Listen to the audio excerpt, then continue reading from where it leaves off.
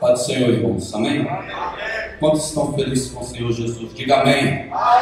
Diz glória a Deus. Aleluia. Louvado seja o nome do Senhor. Mais uma vez, motivo de alegria nós estarmos na casa do Senhor, poder assim compartilhar também a palavra do Senhor ao coração dos irmãos. Tenho certeza que Deus tem algo especial preparado para a sua vida esta noite. Convido você a abrir o Evangelho segundo escreveu São Lucas, capítulo 23. Louvado seja o nome do Senhor. Evangelho segundo escreveu São Lucas, capítulo 23. Lucas, capítulo 23, verso 32 em diante. Aleluia, louvado seja o nome do Senhor. Está escrito assim, Lucas 23, 32. E também conduziram outros dois, que eram malfeitores, para com ele serem mortos. E quando chegaram ao lugar chamado a Caveira, ali o crucificaram, e aos malfeitores, um à direita e outro à esquerda. E dizia Jesus: Pai, perdoa-lhes, porque não sabem o que fazem. E repartindo as suas vestes, lançaram sortes. E o povo estava olhando, e também os príncipes zombavam dele, dizendo: aos outros salvou, salve-se a si mesmo, se este é o Cristo, o escolhido de Deus. E também os soldados escarneciam dele, chegando-se a ele e apresentando-lhe vinagre, e dizendo: se tu és o rei dos judeus, salva-te a ti mesmo. E também por cima dele estava um título, escrito em letras gregas, romanas e hebraicas: este é o rei dos judeus. E um dos malfeitores que estavam pendurados blasfemava dele, dizendo: se tu és o Cristo, salva-te a ti mesmo e a nós. Respondendo, porém, o outro repreendia-o, dizendo: tu nem ainda temes a Deus, estando na mesma condenação? E nós, na verdade, com justiça, porque recebemos o que os nossos feitos mereciam. Mas este nenhum mal fez. E disse a Jesus: Senhor, lembra-te de mim quando entrares no teu reino. E disse-lhe Jesus: em verdade te digo, que hoje estarás comigo no paraíso. Amém? Podeis assentar, glorificando, exaltando, bendizendo o nome do Senhor, aquele que era, que é e que há de vir. Pergunta para o seu irmão: tem glória a Deus aí, irmão? Aleluia, fala com ele: é de graça glorificar, é de graça exaltar e bendizer o nome do Senhor. Aleluia. Nesta noite, o Senhor colocou uma palavra ao meu coração e eu coloquei o tema: 3 lições do Calvário. Você pode dizer comigo? 3 lições do Calvário. Mais uma vez, vamos lá? 3 lições do Calvário. Mais uma vez. 3 lições do Calvário. Aleluia. Louvado seja o nome do Senhor.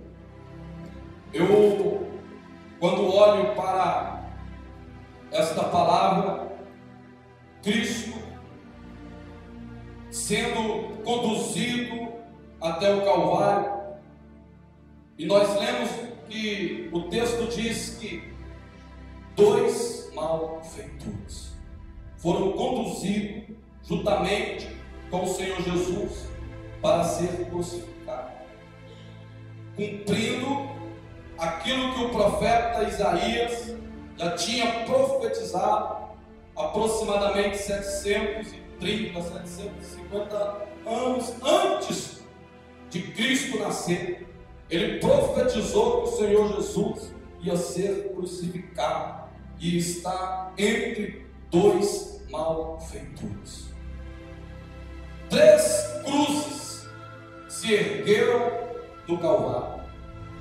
3 histórias, 3 lições, 3 realidades que ficaram marcadas na história da eternidade.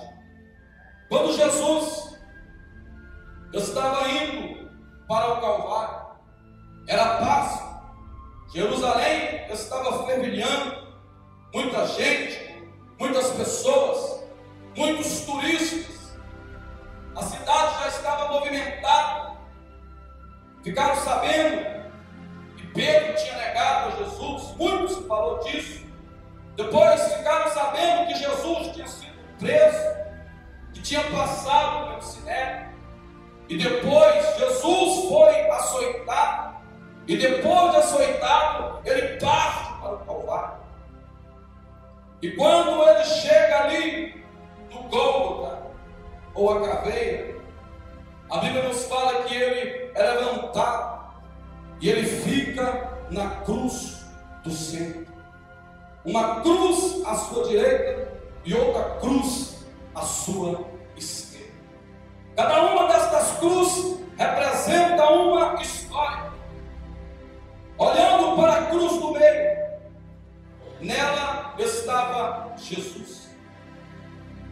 E Jesus, nesta cruz, pastor Josias, ele vai deixar uma grande lição para a humanidade. Deus iria deixar uma grande lição. Que lição eu enxergo na cruz do centro, que era a cruz de Jesus? Nesta cruz do centro, eu enxergo a manifestação do amor de Deus. O pastor Josias ministrou ali ontem, em Santa Branca, dizendo: porque Deus amou o mundo de tal maneira que deu seu Filho unigênito para todo aquele que nele crê não pereça, mas tenha a vida eterna.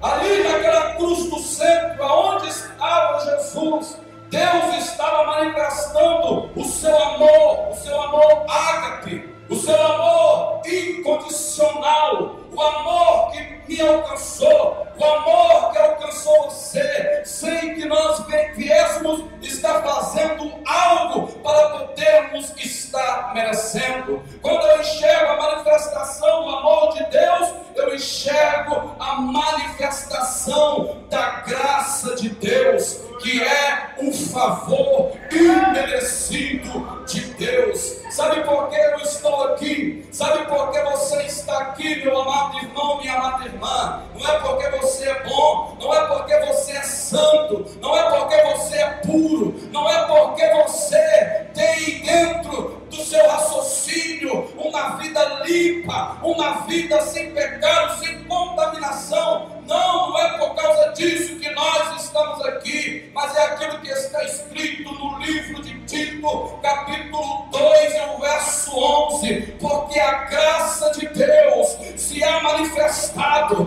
trazendo salvação a todos os homens. Se nós estamos aqui, é por causa da graça. Se você pode olhar para a cruz do centro e enxergar esta graça nesta noite, levanta a sua mão e começa a glorificar o nome do Senhor. Shalom, que andará, suriandará,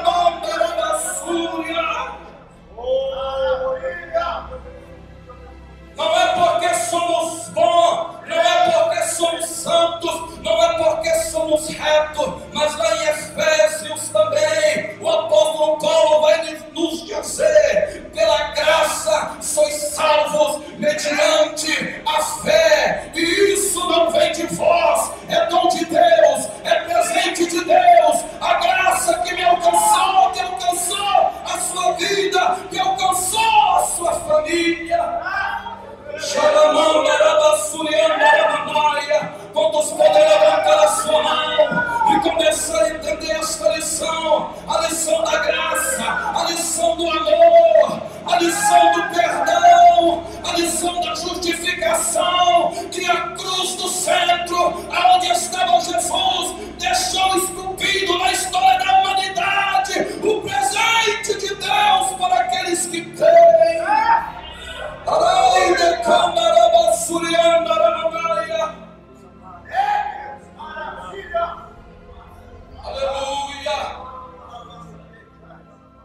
Quando eu olho para a cruz do meio, para a cruz do centro, eu vejo Deus dando a oportunidade para o homem caído. Deus dando a oportunidade para o homem que se distanciou dele. Deus dando a oportunidade para o homem que estava condenado. Porque o salário do pecado é a morte. Quando eu olho para a cruz do centro, eu aprendo esta lição, a lição da oportunidade. E quando nós olhamos para a cruz do centro, presbítero Jairo, aonde se encontrava Jesus, eu vejo um desespero muito grande dos demônios. Eu vejo um desespero muito grande de Satanás. Porque quem estava ali naquela cruz do centro do Calvário não era qualquer um. Nos dizeres dos homens, de repente, eles estavam no meio, por quê? De repente, aos olhos dos homens, porque era o maior pecador. Era aquele que mais devia. Ou é aquele que tinha mais pecado.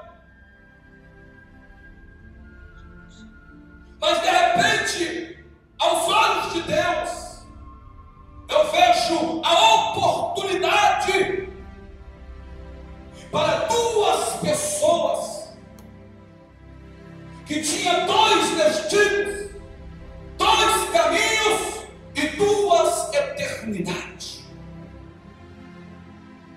Jesus como árbitro entre aquelas duas pessoas, o ladrão da direita e o ladrão da esquerda. No Calvário, realmente Jesus, ele estava com os meus e com os seus pecados, porque na lei estava escrito que maldito todo aquele que for pendurado no madeiro.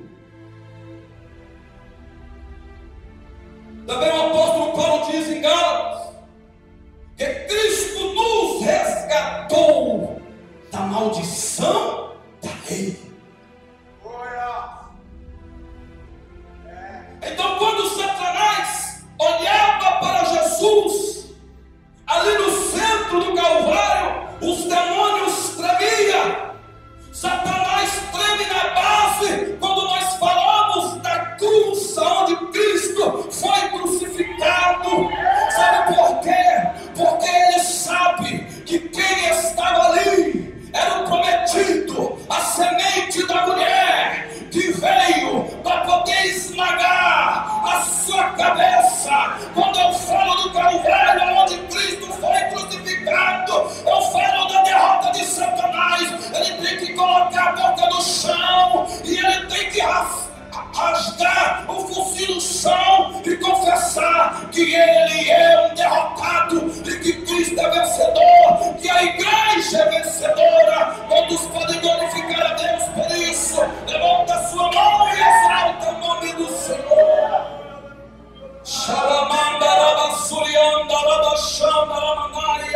Quando eu falo da cruz do centro, eu falo daquele que é a semente da mulher. Quando eu falo da cruz do centro, eu falo daquele que é o Cordeiro Pascual. Quando eu falo da cruz do centro, eu falo daquele que é o sumo sacerdote. Quando eu falo da cruz do centro, eu falo daquele que é a coluna